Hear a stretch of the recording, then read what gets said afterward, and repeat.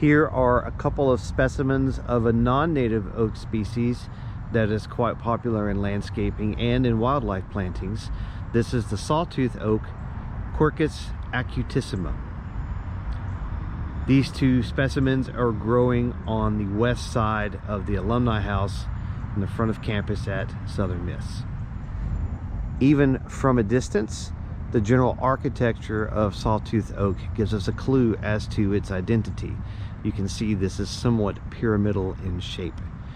I'm going to scan around and we'll look at a couple of other oak species. There's a nutall oak, there's a Shumard oak over there, there's some lyrata oaks, Quercus lyrata oaks over here, and you can see the general nature of those oaks is to be rounded, whereas the general architecture for Quercus acutissima is again more pyramidal or pointed at the top. The leaves of Quercus acutissima are fairly distinctive. Let me pluck one and take it over to the sunshine. You can see general sort of leaf-shaped leaf in overall pattern, but when you look closely at the edges of the leaves, you'll see bristle tips all the way around the edges, which of course is where the name sawtooth comes from for the sawtooth oak. Quercus acutissima has fairly distinctive bark consisting of series of ridges and fissures.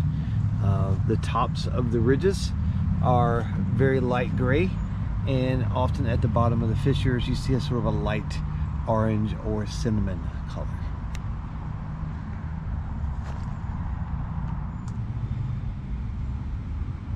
One of the reasons that the sawtooth oak is such a popular tree for wildlife plantings for deer and turkey is that it makes acorns at a young age, and it makes large acorns.